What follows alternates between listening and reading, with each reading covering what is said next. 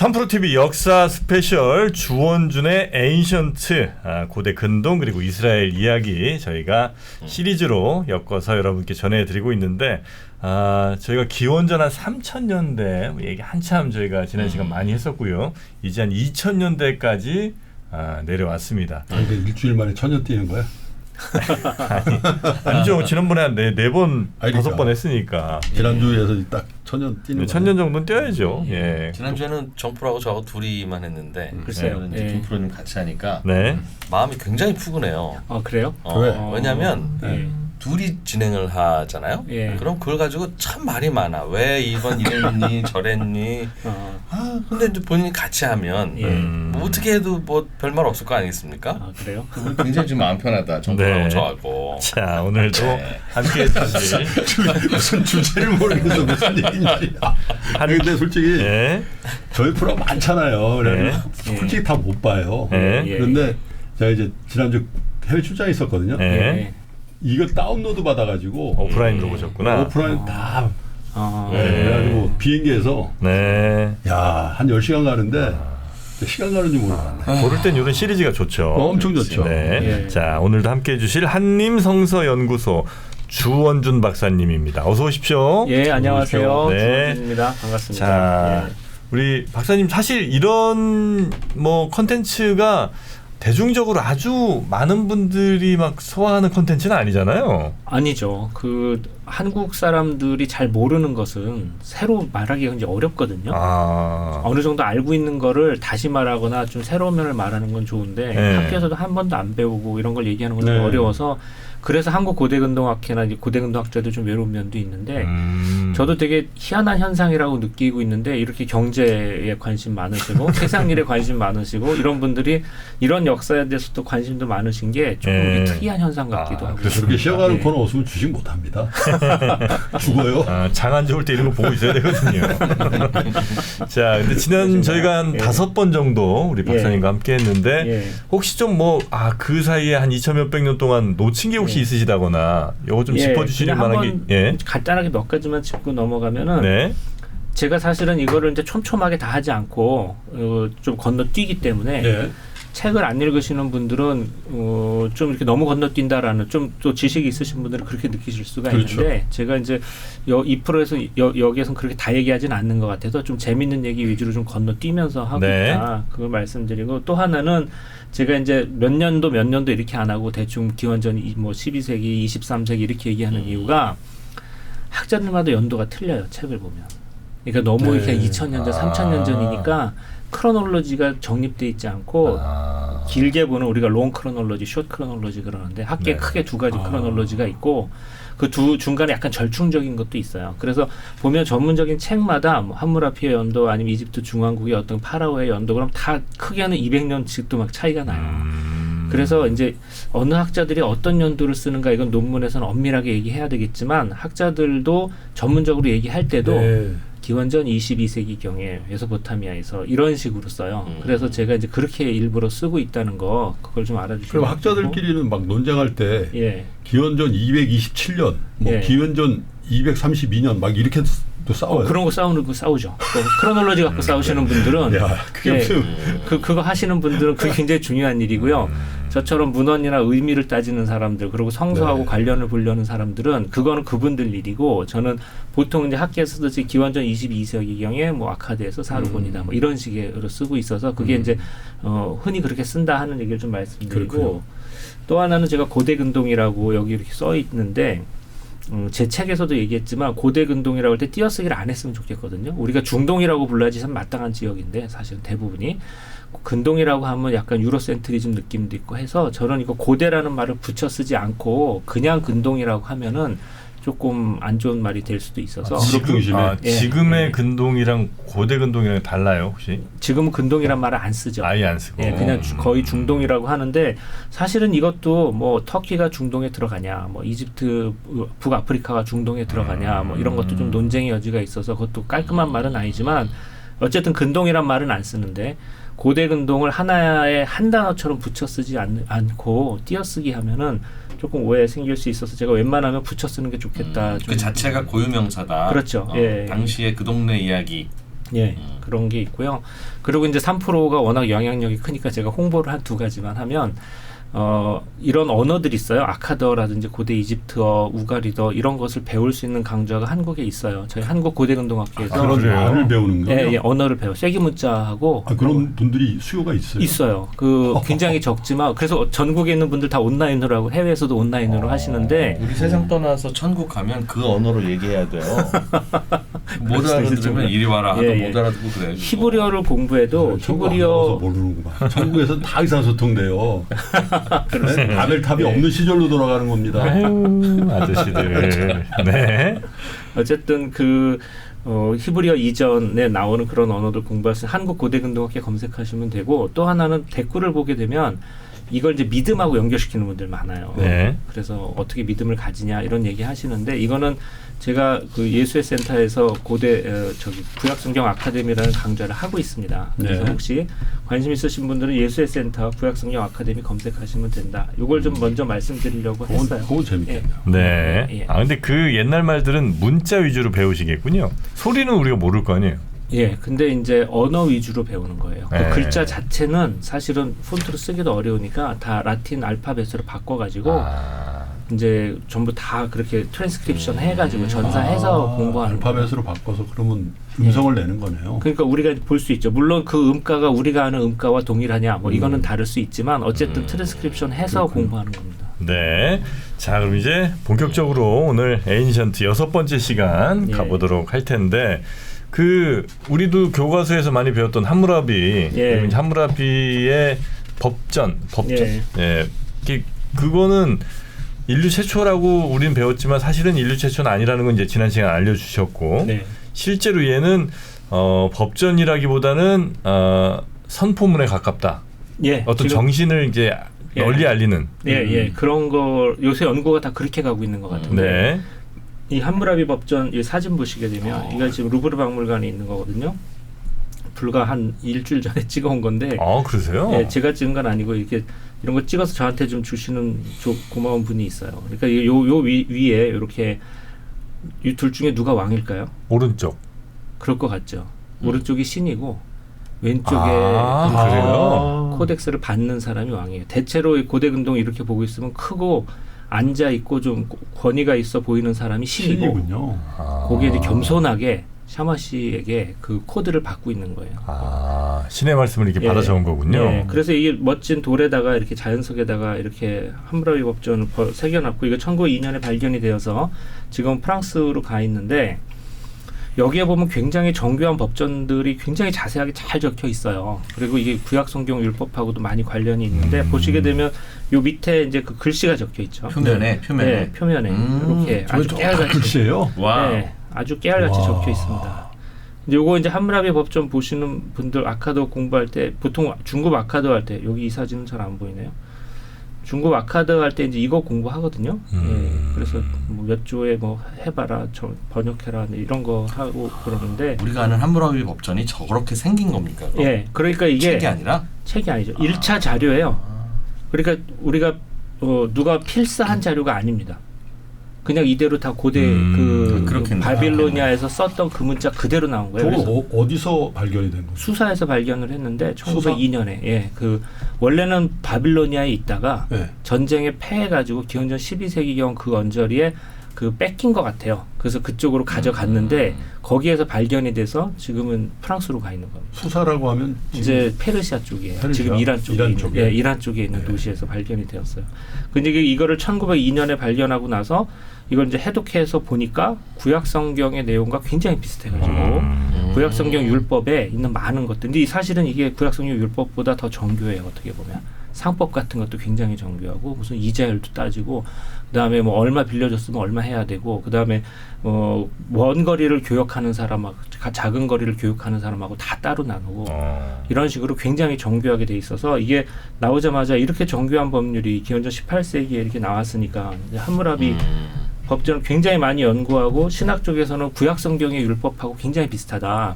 그래서 비교 연구하고 그래서 전에 말씀드렸지만 구약성경 율법을 공부하면 맨 앞장에 이 구약성경 이스라엘의 율법과 고대 메소포타미아 함무라비 법전의 비교 이런 얘기를 한단 말이에요. 근데 함무라비 법전은 기원전 18세기고 이스라엘은 건국한 게 기원전 10세기 정도 되니까 그것만 생각해도 이게 800년 정도 빠른 거거든요. 그리고 문화적인 영향력도 이게 더 큰 거고. 네. 그러니까 이게 이스라엘의 법률과 뭔가 관련이 있을 거다 이렇게 많이 생각을 해서 많이 연구를 했는데 연구를 하다 보니까 판례가 없어요. 이거를 이렇게 실정법에 썼으면 이거와 관련된 판결문이 나와야 되잖아요. 이걸 적용한 거. 그럼 따로 있을 수 있겠죠. 안 나와요. 너무 없어요. 판례집 같은 건 예, 판례집이나 이거의 기준으로 해서 재판을 했다라는 기록 자체 같은 게 나와야 되는데 너무 안 나와요.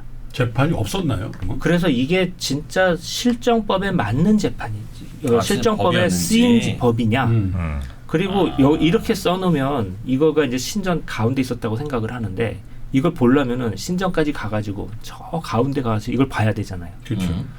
그럼 일반 사람들이 이렇게 볼 수 없죠. 이 법이라는 거 많은 사람들이 보려면 사람들 많이 다니는 곳에 책이라든지 토판 형태로 많이 그 카피를 해가지고 많이 이렇게 있어야 되는데 요거 딸랑 하나란 말이에요.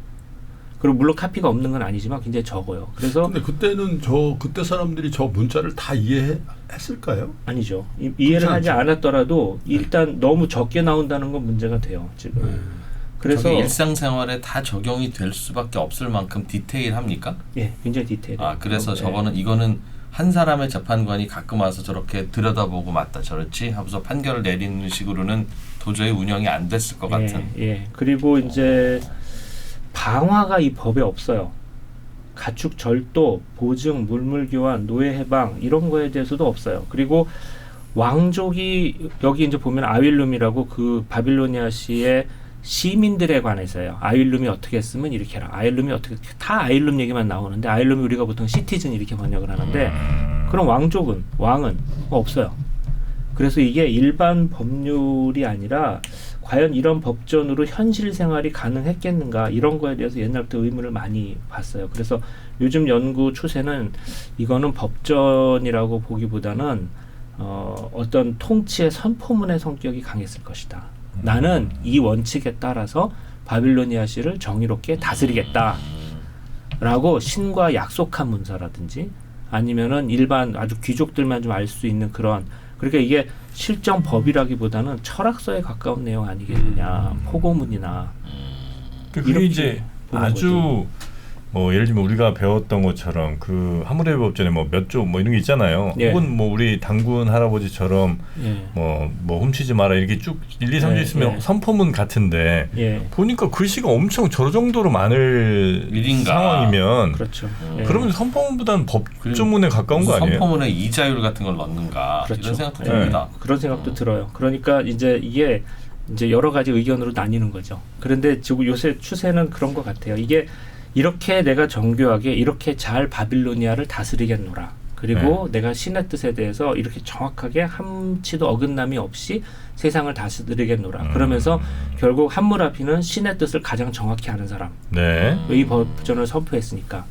이런 식으로 통치를 정당화하는 문서라고 이제 생각을 하면은 그러니까 함무라비는 이렇게 정확하게 고아와 과부를 돌보면서 바빌로니아시의 정당한 어떤 정의를 세우는 사람이다.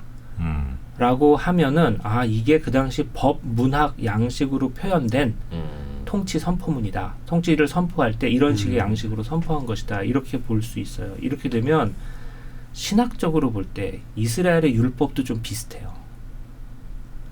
모세하고 계약을 맺었을 때 이렇게 정의롭게 세상을 다스려라. 이런 거에 가까운 거지. 실제로 실정법으로 이렇게만 하여라.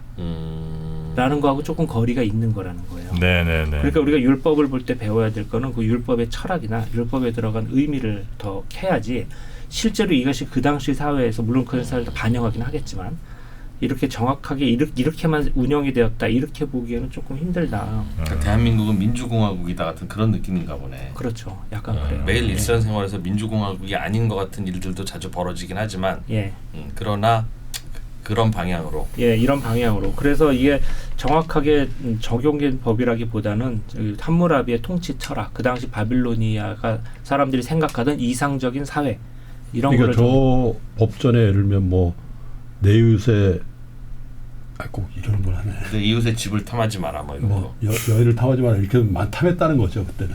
예, 많은 사람. 아니 여기 이거 상당히 정확하게 나와요. 그렇지. 결혼을 했을 때 지참금을 얼마를 가져갔는데 부인이. 근데 아들을 못 낳고 아이가 없이 이혼을 했는데 이혼의 사유가 남편 측에 있을 때는 지참금을 다 가지고 나올 수 있다. 아 그런 얘기까지. 그런 거 나와요. 예, 그런 얘기 굉장히 정확하게 나오고. 저거는 생활 범죄입니다, 교수님. 그러니까 너무 정확해요.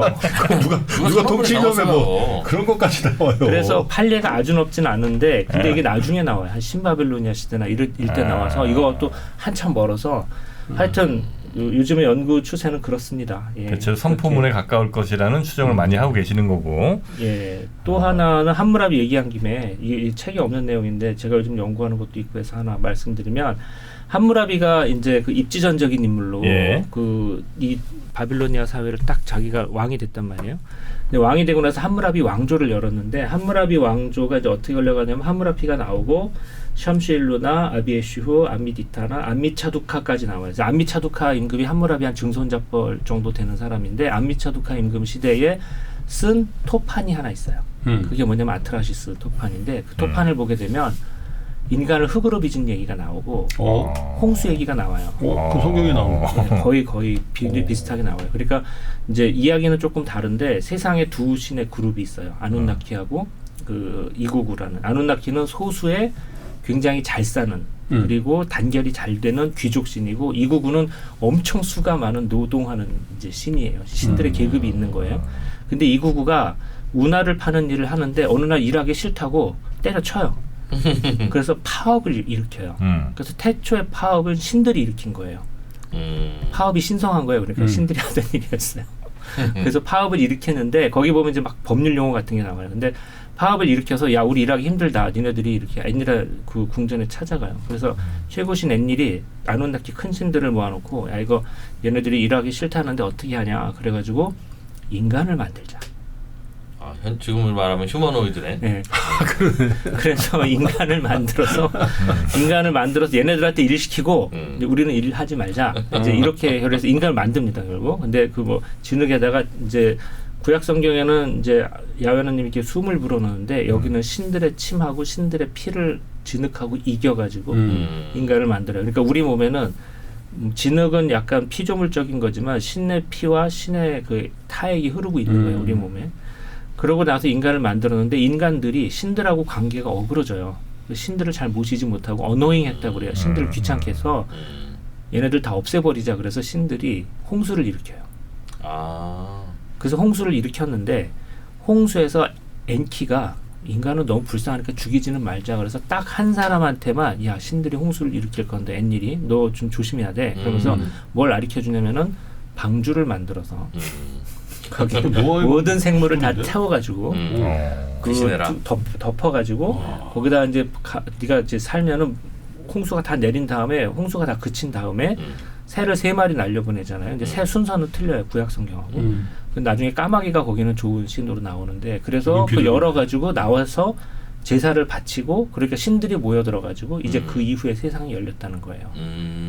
그러니까 이제 이것도 이제 함무라비만이 아니라 함무라비의 증손자뻘 되는 암미차두카 임금 시대에 누르아야가 쓴 이 그 토판에도 구약 성경의 영향을 많이 준 거죠. 그래서 이 당시에 이 많은 신화를 보게 되면 세상의 과거를 역사를 크게 두 가지 시대로 인식을 해요. 하나는 홍수 이전 시대, 홍수 이후 시대. 그래서 홍수 이전 시대는 우리 시대와 다른 시대예요. 그 시대에는 사람들의 수명이라든지 신들과 직접 소통한다든지 뭐 이런 시대이고 홍수 이후 시대가 우리가 사는 시대예요. 네네네. 이런 식의 역사 인식이 메소포타미아의 신화에 골고루 다 있거든요. 근데 구약 성경도 이거하고는 굉장히 비슷한 인식을 갖고 있어요. 창세기가. 그래서 이런 오래된 이 메소포타미아적인 어떤 생각을 그대로 영향을 받은 게 히브리 사람들이다. 이렇게 볼 수가 있습니다. 그럼 성경의 구약은 그 이야기를 적어놨을 가능성이 높다고 보는 겁니까? 이제 그거 홍수 이야기가 이거 말고도 여러 개 있어요. 그래서 그러니까 여러 가지 홍수 이야기가 거기에 많이 퍼져 있을 것 같고 이스라엘은 이스라엘만의 홍수 이야기를 갖고 있는 건데 이제 이렇게 되면은 연구가 어떻게 가야 되냐면 이스라엘은 뭔가 자기가 독특한 이야기를 만들어내기보다는 기존에 있었던 많은 문학적 전승 안에서 자기들의 독특한 이야기를 하는 민족이에요. 그러면 노아 이야기는 뭐가 독특하냐? 다른 이야기하고 뭐가 다르냐? 이렇게 볼 수 있는데 다른 건 노아는 의인이에요. 다른 홍수 이야기에서는 지혜로운 자가 살아남았어요. 방주를 짓고. 근데 노아 이야기에서는 의인이 살아남았어요. 그러니까 이게 되게 재밌는 게 이스라엘의 성경은 되게 비슷하면서도 주인공이 언제는 의롭다는 얘기를 많이 해요. 그 아브라함의 믿음을 의로움으로 인정해 주셨다. 이런 거고 구약 성경 많은 예언자들도 고통받는 의인이거든요. 그리고 구약 성경에는 선과 악의 대립이 아니라 악과 의의 대립이에요. 의롭다는 걸 굉장히 좋아해요. 예수님도 마찬가지고 나중에 그 서간에 가가지고도 바오로 사도도 마찬가지고 의롭다는 얘기를 많이 하거든요.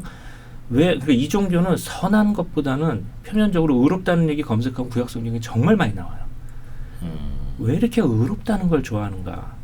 그래서 이게 이스라엘만의 어떤 독특한 생각이에요. 뭔가 옳음에 대한 집착이나 아니면 그런 게 있어요. 그래서 정의라는 가치는 사실은 약자의 가치거든요.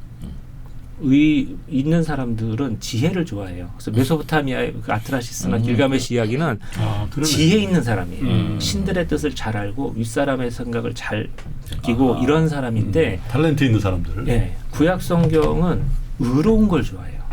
뭔가 옳다는 거를 굉장히 따지거든요. 야. 이것도 굉장히 좀 독특한 생각이라서 이제 이런 식으로 좌파 우파네 완전히. 약간 그런 면이 있어요.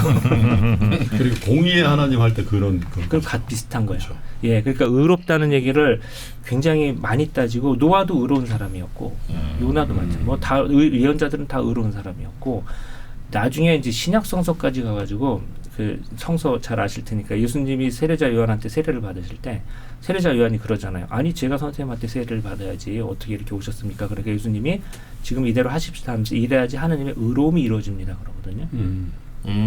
거기서도 예수님도 마찬가지예요. 그 산상수훈에서도 의로운 사람 이런 굉장히 좋아하시거든요. 행복하여라 의로운 사람 이런 식으로 말씀하시는데 왜 이렇게 하여튼 의로움의 가치가 있어요. 이 종교가. 그래서 이런 걸 이제 우리가 찾아내면 이런 가치는 다른 고대 문헌에 없는 것이다. 고대 이스라엘만의 것이다. 뭐 이런 얘기를 했죠. 이런 식으로 해서 이스라엘의 믿음을 찾아내는 게 저는 이제 구약 신학이 돼야 된다고 생각하는 거죠. 네. 뭐 제3자적 입장에서 보면 매우 유사해 보이긴 하나 그러나 좀 다른 부분이 분명히 좀 있다는 게 이제 유사해 보여요. 그래요? 많이 다르잖아요. 뭐가 유사하다는? 이거 구약이랑 요 내용들이 거의 동일하죠. 근데 이게 신화가 아니면은 이게 전승되어져 있는 일단 설화 예를 들면 그 역사하고 비슷한 것들이 섞여 있다고 보면은 지금 박사님이 연구하는 고대 근동 지방에 큰 홍수가 있었던 흔적이 있나요? 실제로? 어떤 그 모두가 다 체험할 수 있는 거대한 대홍수는 없는 것 같고요. 제가 느끼기에 있다 하더라도 굉장히 가설적이고 일상적인 홍수의 경험 같은 건 좀 있었던 것 같아요. 메소포타미아 지방은 특히 이제 수로를 파야지 농사를 짓고 살 수 있기 때문에 그런 홍수의 경험들이 이 영향을 미친 것 같고 만약에 모두가 체험할 수 있는 거대한 대홍수가 있었다면은 그거는 그 홍수를 특정하기가 매우 어려울 거예요. 그 일치되게 특정하는 것도 잘 못 본 것 같고 되게 가설적이에요. 그래서 일상에 그 당시 고대인들이 느꼈을 법한 그리고 이제 홍수가 일어나면 집들이 쓸려가요. 왜냐하면 흙벽돌로 만들었는데 흙벽돌로 안 만드는 방법이 있긴 했어요. 그게 뭐냐면은 흙으로 이렇게 빚어가지고 그 집 같은 걸 넣어서 빚은 다음에 이거를 구워버리면 그거 튼튼해져요. 근데 이 메소포타미아 지방 이쪽에 나무가 그렇게 많지 않아서 굽는 벽돌은 왕궁이나 신전 같이 연료가 필요하니까. 근데 여기서는 보통 사람들은 그냥 흙벽돌을 썼거든요. 흙벽돌은 홍수가 한번 나면은 싹 다 없어져 버리거든요. 흙 쓸려가 버리고 그리고 그 제방도 마찬가지예요. 그래서 홍수가 일어나면 삶의 모든 조건이 다 없어져 버리고 그 이후에 완전히 새로 시작해야 되는 고대인들의 어떤 체험이 반영된 결과가 아닐까 이렇게 생각을 하는 저는 그쪽에 가까워요. 원래 거대한 대홍수 하나가 있었다는 거는 좀 어려워 보여요. 아까 함무라비 법전으로 다시 잠깐 돌아가 보면 궁금한 게 저걸 사람들에게 많이 전파시켜서 이대로 지키고 따르고 재판하라는 그런 이른바 가정통신문 같은 게 아니라면 저거는 만들어 놓고 그래도 나 혼자 볼 거면 내가 만들진 않았을 거고 내가 이렇게 할 거야 너희들 우리 같이 동의하자라는 그 집단이 있었을 텐데 그렇죠. 사실 전제왕정이라면 저것도 만들 필요 없잖아요. 내 뜻이 하늘의 뜻이고 쟤는 죽여라 살려라 하면 되지.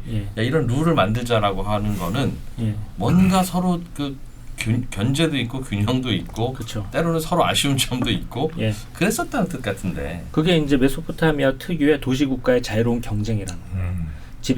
지배 계층이 계속 바뀌고 계속 싸우기 때문에 어느 한 그러니까 이집트를 생각해 보시면 이집트는 모든 도시국가를 아우르는 거대한 천자 같은 파라오가 있잖아요. 예. 그런 존재가 없는 거예요.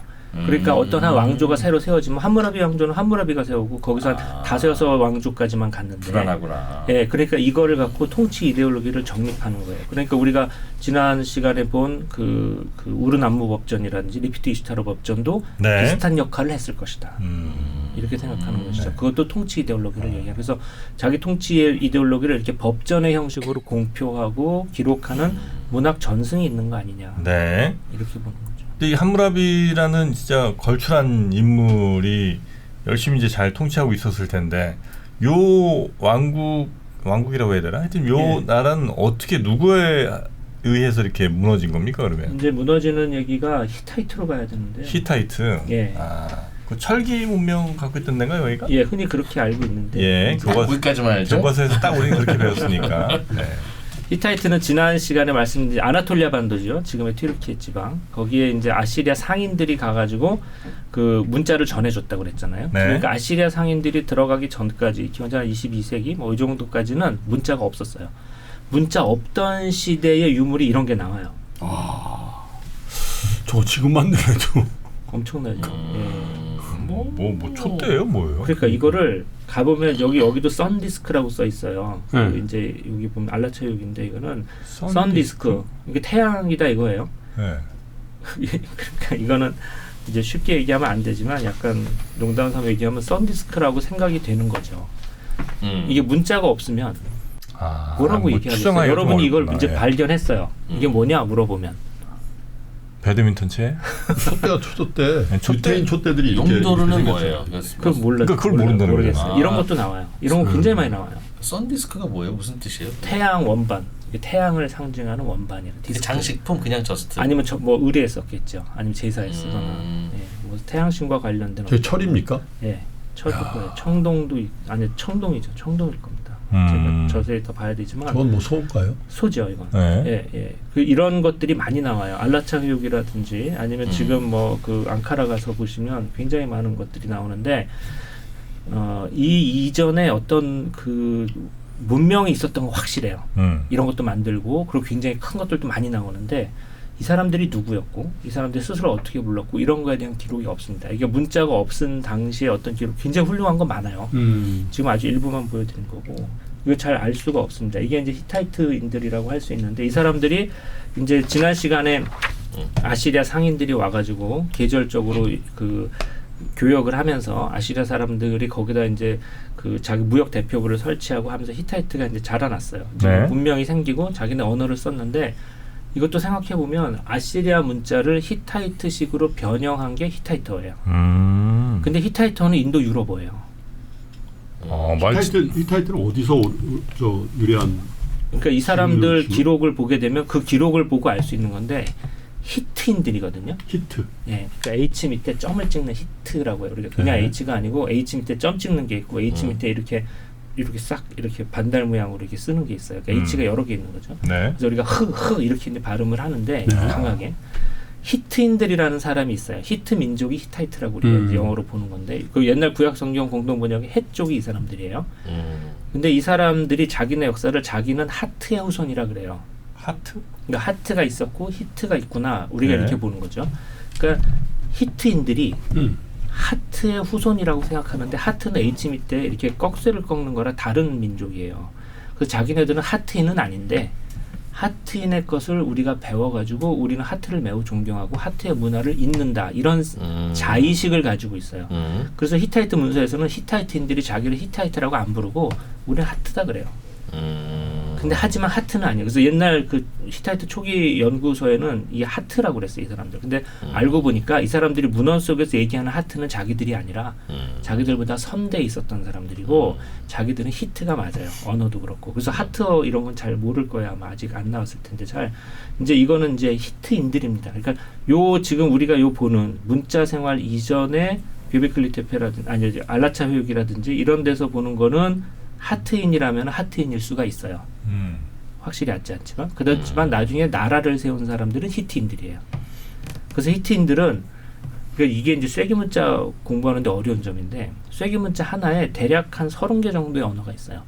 근데 그 30개 언어도 어떤 건 알파벳을 쓰고 어떤 거는 음절문자 쓰고 어떤 거는 또 수메르어 같은 걸 쓰고 그러니까 복잡한 언어 그리고 언어를 쓰다가 아카드어를 쓰다가 중간에 옛날에 우리 일본 사람들 지금 한문 쓰듯이 갑자기 수메르어 그냥 사인을 쓰기도 하고 이 히타이트 사람들도 마찬가지예요. 그렇기 때문에 하나의 그냥 단일한 언어로 쓰인 게 아니라 여러 가지 쐐기문자 언어를 알아야지 이제 공부를 할 수가 있는데 네. 거기까지는 저도 잘 모릅니다만은 어쨌든 히타이트인들이 나왔습니다. 그 히타이트인들이 나와가지고 이제 바빌로니아를 치는 이야기를 해야 되는데, 그러니까 이 사람들은 고대 근동 세계의 후발주자죠. 근데 히타이트라는 나라를 굉장히 금방 잘 또 따라잡아서 아시리아를 따라잡아서 이제 만들었는데 이게 히타이트의 수도 하투샤거든요. 굉장히 넓어요. 지금으로 좀 어디쯤이죠?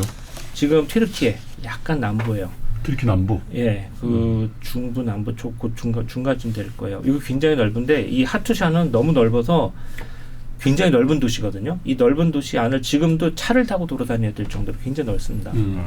여기 다 이게 하투샤예요. 이런 아주 큰 건물들이 이제 많이 나와요. 이렇게 큰 제국을 세웠고 하투샤 옆에 야즐르카야라는 곳이 있는데 여기가 하투샤의 성소 역할을 했던 곳으로 우리가 보는데 요거 야즐르카야가 보시면 이제 이런 것들이 많이 나옵니다. 요게 이제 우리가 뭐 히타이트 옛날 저승신들 얘기하는 건데 여기 이 작은 신들 몇 명인지 쉬어보시겠어요? 셀 수 있으실 것 같은데.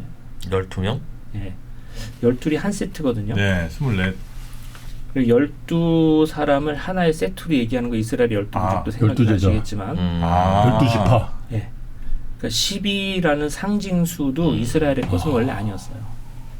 그러니까 7이라는 상징수, 일주일. 이것도 고대 근동 세계에 있었고 수메르나 아카드 세계부터 이미 사용하고 있었고 일주일이라는 단위도 이미 사용하고 있었고 그다음에 12지파 이런 식으로 12를 한 세트로다가 어떤 완전한 하나의 공동체 이렇게 만드는 수사법도 이미 그 이전 수천 년 전부터 하고 있었다는 거예요. 실제로 예수의 12제자도 12명이 아니었다는 거잖아요. 그렇죠. 상징수예요. 많았는데 예. 그게 12명이라고. 그렇죠. 그렇죠? 예, 예. 이스라엘 12부족도 마찬가지예요. 야곱의 아들 12명도 세보면 14명인가 이렇게 넘잖아요. 아니 그 12지파는 예. 야곱의 아들 10명과 야곱의 손자 2명이에요. 손자 2명. 예. 예. 요셉은 안 들어가고 요셉의 아들 2명. 요셉의 아들 둘 들어가요. 예. 근데 어쨌든 야곱의 아들들이 아니죠. 나중에 그렇게 되면 이렇게 예. 맞아요. 창세기 정확히 알고 계세요. 창세기만 한 10번 들어요. 네, 열심히 하셨습니다. 네. 예. 어쨌든 이런 문학적인 어떤 그 전승이 이 이전 시대부터 분명히 있었다라는 거예요.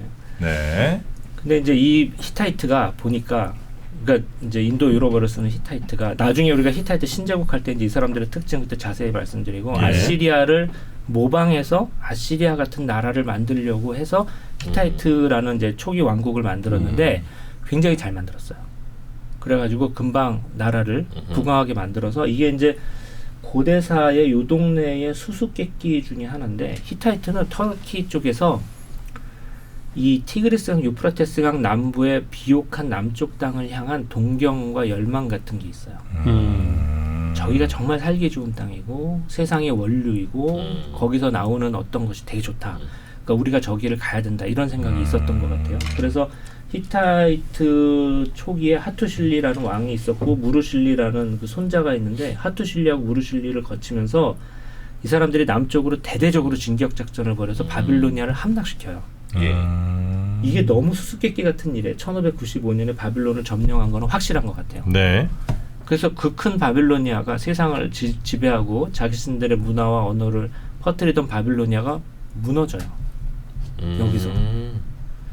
근데 이 과정을 잘 몰라요. 히타이트는 생긴 지도 얼마 안 된 나라고 그다음에 어떤 식으로 이렇게 파죽지세로 들어와서 그 먼 거리를 와가지고 무너뜨렸는지 바빌로니아 쪽에서는 이제 나라가 하나 무너지고 나면은 문서가 한 100년 동안 안 나옵니다.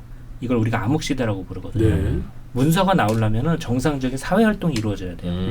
근데 나라의 시스템이 붕괴되고 나면은 문서가 안 나와요. 그래서 문서가 굉장히 좋은 양질의 문서가 잘 만든 토판이 나오면은 이때는 요즘 살만했구나. 근데 토판의 질도 안 좋아지고 글의 수준도 안 좋아지고 이렇게 되면 여기 좀 살기 어려웠나 보다. 이렇게 보는 방법이 있는데 바빌로니아 그 문서가 끊기는 게 제일 안 좋은 거예요.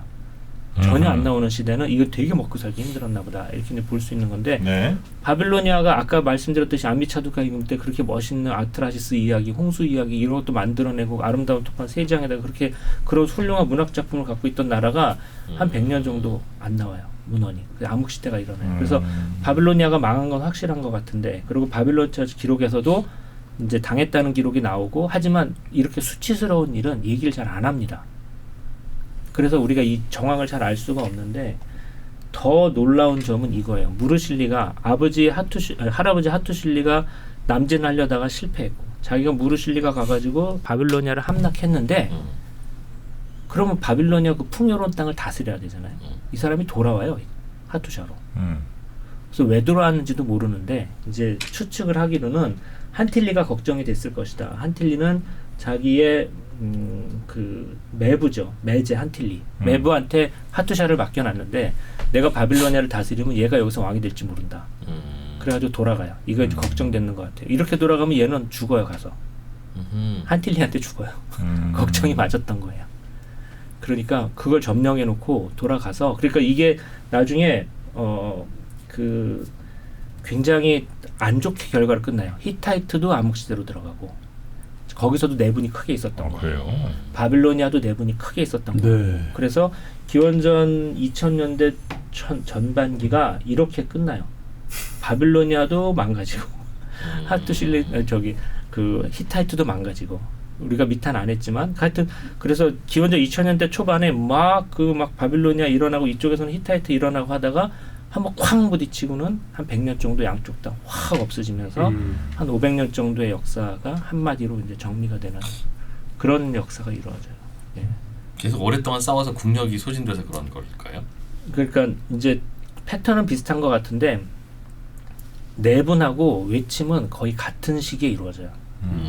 그러니까 내부가 단단하지 못하다 그러면 바깥에서 숨죽여서 살던 민족들이 일어나고 또 반대로 또 일어나기도 하고 그래서 거의 이제 망가지고 그래서 모자이크 시대가 이제 암흑 시대로 넘어갔다 이렇게 보죠. 이때 중요한 거는 플레헨슈타트라는 건데 독일 말로 영역 국가가 이때 나와요. 그러니까 그 이전에 사르곤까지는 영역의 개념은 없었던 것 같아요. 도시들을 잇는 개념이었는데 여기서부터는 여기까지는 우리 땅 하는 영역의 개념이 처음으로 생기게 되고 나중에 이제 제국으로 발전하는 것 같습니다. 예. 자 여기까지 하고 이제 지금부터 약간 신학적인 얘기를 말씀드리면 표를 잘 보시면요. 요때 기원전 2000년대에 이 신학을 정리한 건데 이걸 신학이라고 부를 수 있으면 이게 신학인데 요 맨쪽 왼편을 보시면 최고로 높은 신이 아누라는 신이에요. 아누르는 하늘 천자하고 똑같아요. 하늘신이고. 그러니까 수메르에서. 예, 수메르 아카드 세계에서 네. 최고의 신은 아누. 그 다음 신은 엔닐. 이 엔닐은 이제 우리가 뭐 허공의 신 이러지만은 당신은 최고신 역할을 했습니다. 그다음에 하다트가 비바람의 신이에요. 풍우신이라고 그래요. 네. 비바람의 신이니까. 근데 비바람의 신이 이런 체계가 있는데 이 안의 신들도 있어요. 이제 안의 신들도 각지 있는데 이제 후르인들 우리가 미탄 안 했지만 이제 아시리아 쪽하고 가까운 쪽에 가니까 이 사람들의 문헌도 이때 나오기 시작하는데 문헌을 보니까 아누드가 최고신이고 쿠마르비가 엔닐 자리에 있는 것 같고 풍우신이 테슈비라는 신이 거기에 있는 것 같아요. 네. 그러니까 이 사람들이 정신세계가 수메르 아카드 정신세계가 그대로 북향한 것 같아요. 자신들이 갖고 있는 신들의 위계 질서가 이렇게 그대로 갑니다. 근데 시리아 쪽으로 가니까 엔닐 자리에 다간이 있고 시리아는 두 개로 나눠요. 내륙하고 해안. 해안가 자리에 엘이 있어요. 엘이 나중에 이제 아브라함의 엘, 이삭의 엘 하는 그 엘이거든요. 그러니까 최고신 자리에 엘이 있고요. 그 다음에 엘의 부인으로 아세라라는 신이 있어요.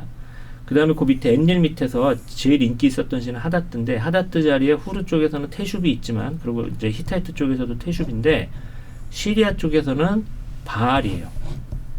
그 엘 밑에 바알이에요. 바알신? 네. 그 바알이에요. 그 바알이 여기 역사에서 처음 등장해요.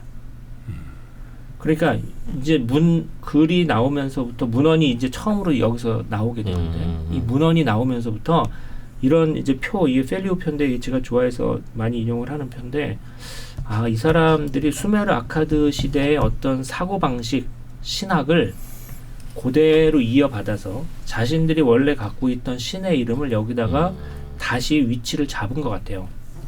그래서 여기서 시리아 내륙 쪽에 다간이라는 신이 원래 엔닐 자리에 있는 신이냐 아니면 그 동네에서 어떤 다른 신이었는데 이 체계 안으로 들어와서 포섭된 것이냐 이건 알 수가 없어요. 왜냐하면 그 이전 시대에는 문헌이 없기 때문에 문헌으로 처음에 나온 건 이 시스템에 들어와서 나온 거예요. 그래서 이 사람들이 이렇게 영향을 받아가지고 서로 소통하면서 비슷한 생각들을 하면서 살았구나.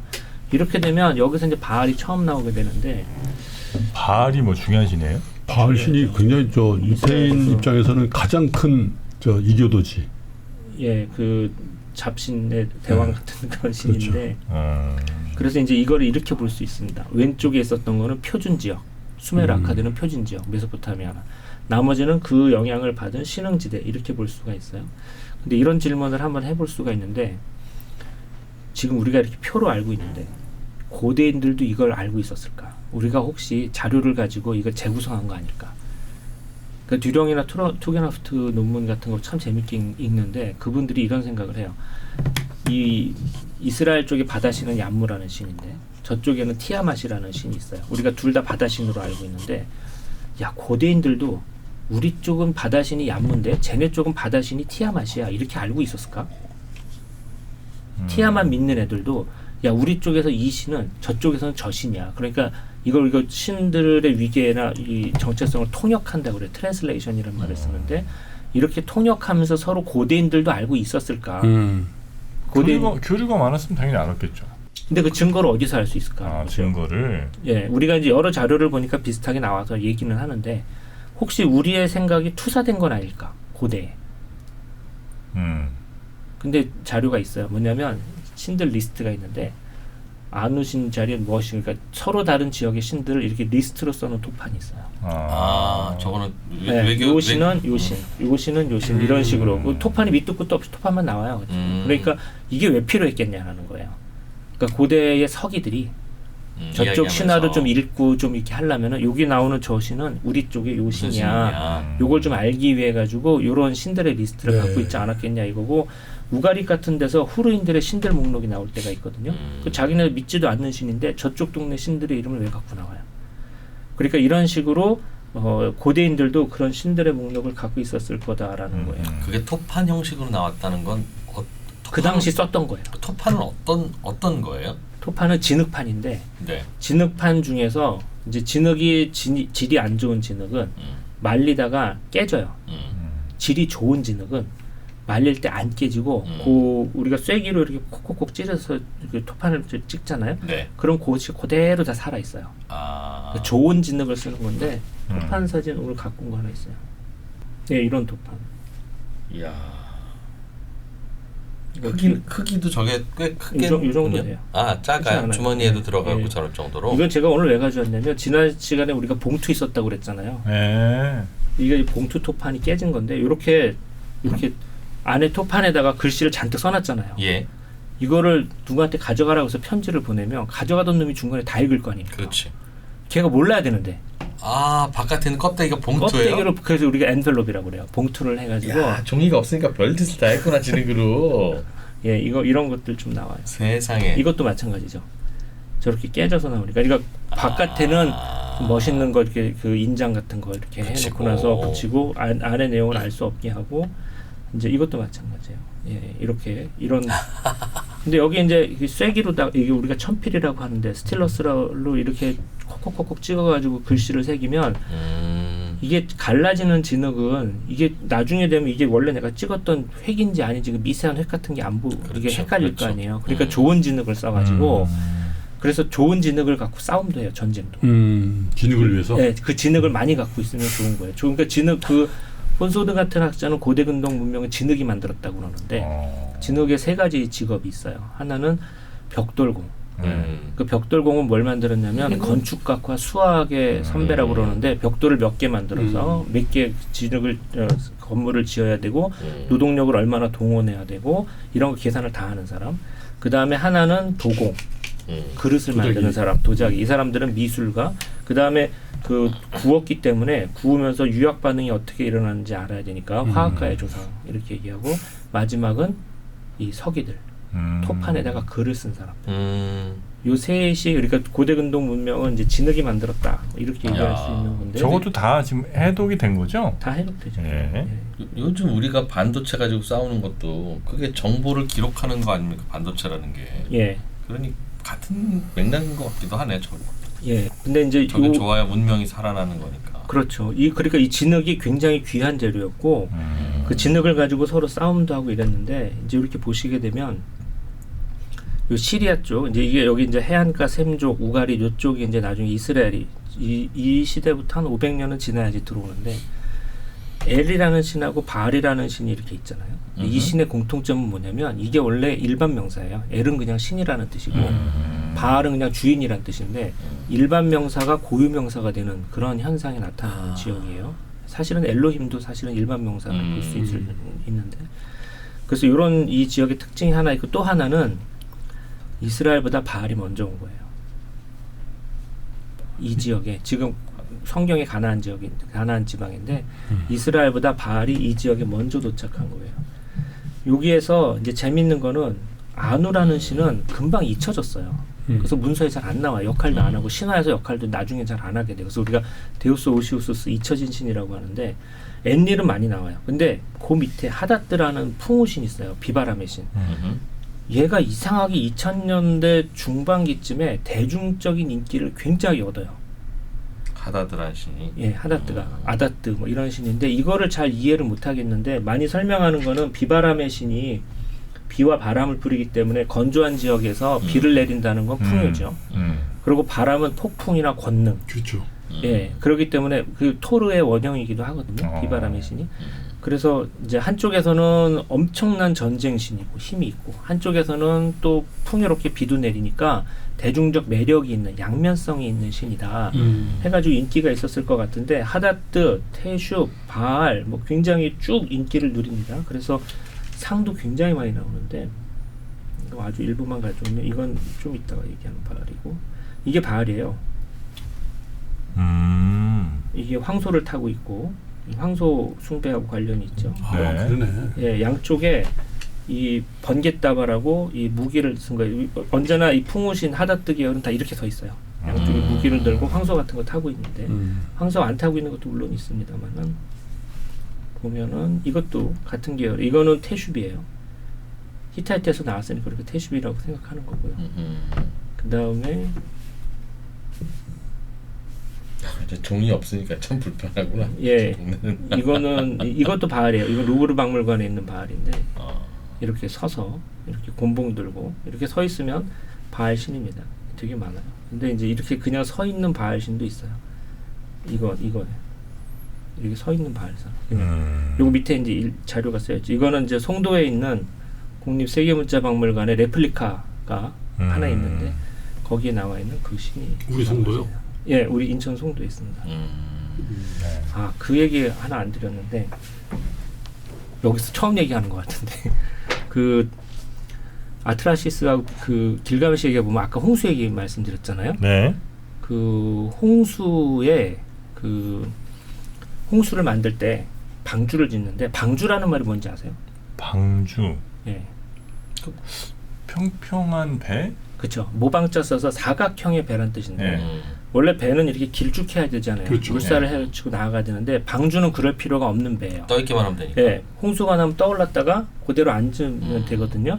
그래서 그 길가메시 이런 데 보게 되면 가로와 세로가 같다고 되어 있는데 거기는 정사각형이고 노아의 방주는 좀 길쭉한 좀 직사각형 형태예요. 사실은 그런 배는 쓸모가 없어요. 일상에서. 요즘에야 뭐 석유 치수선 그렇게 만들지만 옛날에는 그런 배는 쓸모가 없는 배인데 그래서 그 우리가 이거를 신전을 만든 거다라고 보는 학자들도 옛날부터 많이 있어요. 그렇게 네모난 건물을 지어놓고 이게 옛날에 그 방주다 이러면서. 근데 옛날부터 있었던 이론이니까 아카드를 면밀히 분석하면 가로와 세로가 같다고 돼 있는 그거는 원도 되잖아요. 원도 가로와 세로가 원주도 가능하다고요. 그래서 근데 하지만 토판이 하여튼 그 부분이 명확하지 않거나 깨져가지고 우리가 다 방주라고 부르고 있는데 원주라고 말하는 토판이 하나 나왔어요. 동그란 배인 거죠. 근데 그 원주라고 말하는 토판을 어디서 구입했냐면 대형박물관 영국에서 구입했는데 그거를 우리가 샀어요. 그래서 지금 송도에 있어요. 원본이. 토판을 다치지 않나요? 이렇게 뭐 이렇게 훼손되거나 그렇잖아요. 아니요, 너무 깨끗하게 잘 나왔어요. 예, 그래서 그런 놀라운 토판을 또 우리나라가 보유하고 있는. 나중에 몰랐네, 근데. 예, 인천 송도 가시면 그거 한번 보십시오. 예. 굉장히 의미 있는 그런 토판입니다. 네. 그런 원주 토판이 있고, 자, 그래서 이제 바알 얘기를 이제 마무리하면 이래요. 바알이라는 신이 이렇게 굉장히 기원전 2000년대 중반기쯤에 굉장히 인기를 많이 얻는 그런 풍우신 계열의 신이다. 그래서 나중에 이 바알 신이 우리가 이집트 신왕국 하겠지만 이제 바알 신이 확 퍼져요. 그래서 고대 근동 세계가 이거 되게 민중 신심을 참 알기 어렵거든요.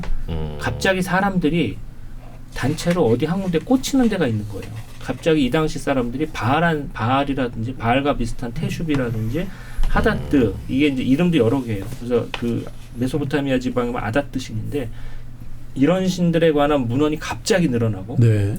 상도 늘어나고 사람들이 거기에 대해서 막 마음을 뺏기는 일이 일어나는데 이러고 나서 곧 있다가 이스라엘이 일어나는 거예요. 만들어지거든요. 예. 그러니까 신생국 이스라엘은 자신이 갖고 있었던 야훼 신앙에 굉장히 충실한 나라였는데 이 바알 신앙하고 대결할 수밖에 없었던 거죠. 그래서 구약 성경을 읽으면 이스라엘이 믿던데 바알이 온 것처럼 보이지만 거꾸로 바알이 먼저 왔고 그 다음에 이스라엘 사람들이 거기에 도착한 거예요.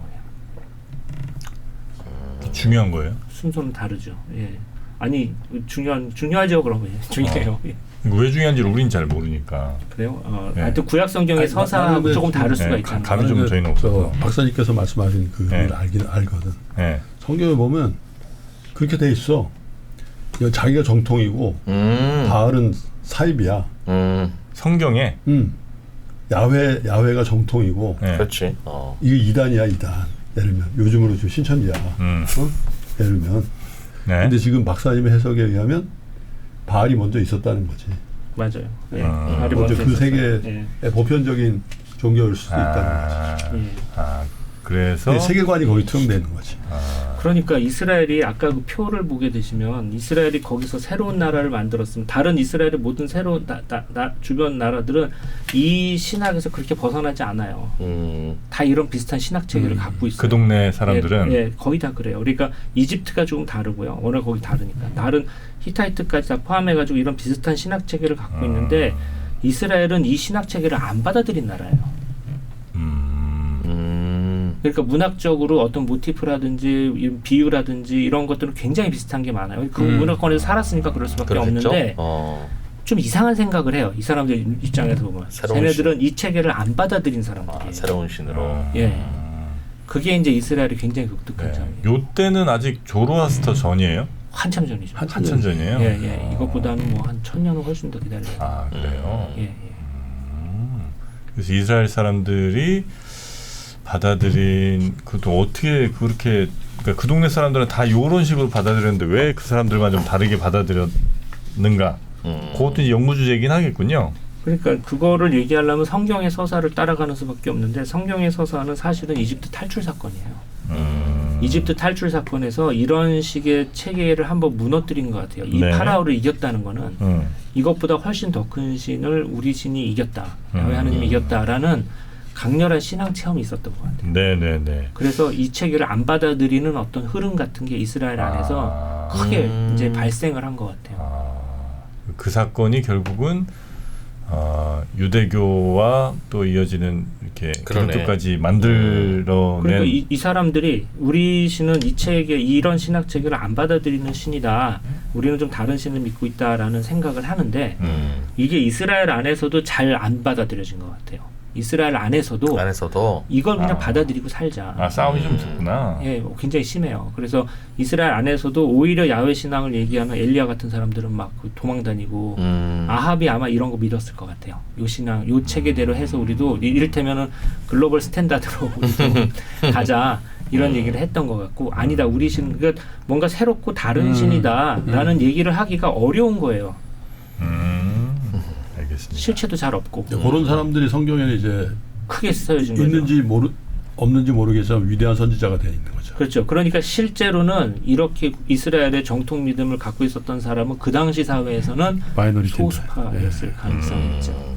나라를 움직이는 사람들은 아마 이 신학 체계를 받아들였을 거예요. 네, 그 이스라엘의 독특한 신학 체계, 뭐 그 얘기는 또 이어지는 시간에 해주실 것 같고 또 두 사람 고생했네. 뭐가요? 어? 쉽지 않죠. 이거 사회보기 쉽지 않다. 워낙 무지하니까. 와, 칭찬이 아니야 무지하다는. 아니 진짜 모르는 게 원래 우리 대부분 3명 있으면은 3명 중에 1명 걸리거든. 근데 쑥쑥 빠지네 이거 보니까. 그건 없어요. 안 걸려. 근데 아까 저는 토판 얘기 여쭤본 게 다른 나라 지역에서는 바다의 신이 이거고 저 나라 저기서는 바다의 신이 이거다라는 거를 내가 무슨 소설이나 혹은 문서 읽을 때 내가 참고하려고도 필요할 것 같고 저 나라 외교하러 갈 때 야 확실히 알아야 또 땡큐라고도 하고 하니까 필요할 것 같은데 점토판을 보니까 나 혼자나 우리끼리 뭐 좀 하려고 할 때는 그냥 그 벽에다 대충 써놔라도 하든가 하겠네요. 저 점토판에다 쓴다는 건 굉장히 이건 프로젝트네요. 그러니까. 그렇죠. 저 정도 우리가 지금 본 점토판은 그 당시에서는 거의 마스터피스예요. 국가 간 외교 관계에서나 필요하니까 점토판 만들지. 왕족이라든지 이런 사람들 쓰는 거고 그 헬레니즘 시대만 해도 보통 사람들은 어디다 썼냐면 오스트라콘이라고 그래서 깨진 그릇 조각. 이렇게 좀 평평하잖아요. 깨진 그릇 조각. 거기다가 글 쓰고 그것도 다시 지워서 쓰고 이런 식으로 썼어요. 그러니까 보통 사람들은 저런 좋은 점토판이 있으면 아니면 마르고 닳도록 썼을 거예요. 쓰고 연습. 애들도 거기다 계속 연습하고 또 지우고 또 쓰고. 대패지라고 또 하고. 그 점토는 또 이렇게 물으면 그냥 이렇게 물러지고 또 그 남은 점토판 있잖아요. 쓰고 남은 거. 그거는 건물 밑에 그냥 묻어버리기도 하고 그 다음에 물을 타가지고 다시 개가지고 다시 쓰기도 하고 그런 식으로 쓰고 굉장히 하여튼 옛날 사람들은 그냥 버리는 건 없었죠. 그대로 다 썼을 거예요. 네. 자, 주원준의 에인션트. 저희가 오늘은 히타이트 그 다음에 바빌론 요쪽 이야기 하다가 이제 노아의 방주 얘기까지 좀 빠지긴 했는데 다음 시간에 조금 더 저희가 정신을 어디까지 온 거죠? 기원전 2000년대 전반기에 메소포타미아가 끝난 거예요. 알겠습니다. 기원전 2500년보다 더 이제 짧은 가까운 시기를 점점 이제 현대로 내려오는. 네. 끝날 때 크루징으로 딱 이렇게 백뮤직 좀 넣나? 저희가 바빌론 강가의 추억. By the rivers of 아이고야. 저작권 문제로 그런 건 이제 피해 가겠습니다. 자, 우리 주원준 박사님 오늘도 고생 많으셨고요. 저희 때문에 다음 시간도 잘 부탁드립니다. 감사합니다. 고맙습니다.